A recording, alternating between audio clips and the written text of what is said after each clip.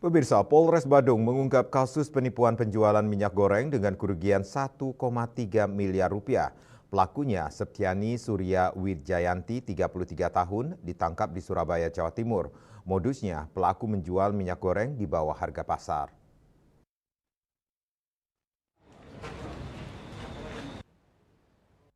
Kasat Reskrim Polres Badung AKP Igusti Nyoman Jayawidura mengungkapkan awalnya ada laporan sejumlah korban ke Polres Badung. Sebelum ditangkap, pelaku beralamat di wilayah Sading, Mongi ini menipu 6 orang, yaitu ibu-ibu rumah tangga.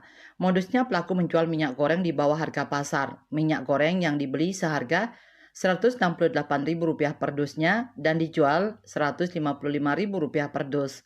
Awalnya pelaku menjual migor partai kecil untuk memikat para korban. Selanjutnya korban transaksi dengan jumlah banyak dan saat itulah pelaku membawa kabur uang korban. Dalam kasus ini polisi menerima 4 laporan kasus tersebut. Laporan pertama dengan jumlah korban 3 korban dan kerugiannya Rp41 juta. Selanjutnya, laporan kedua dengan jumlah korban 1 orang mengalami kerugian Rp30 juta. Laporan ketiga dengan 1 orang korban mengalami kerugian Rp340 juta. Sedangkan laporan keempat dengan jumlah korban 1 orang dan kerugian paling besar yaitu Rp914 juta. Pelaku telah beraksi awal 2024 sampai dilaporkan.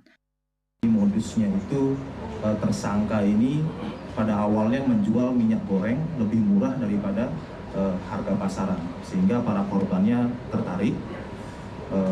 Dilakukanlah penjualan transaksi awal melalui dengan partai kecil, dan pada saat korbannya ingin membeli partai besar dengan jumlah transaksi yang cukup besar, ini tersangka lari atau kabur membawa uang milik korbannya dengan kerugian yang telah kami sampaikan sebelumnya, kurang lebih total dari 4 laporan polisi ini kurang lebih sekitar 1,1 miliar.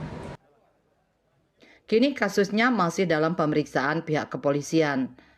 Raiswantara, Bali TV.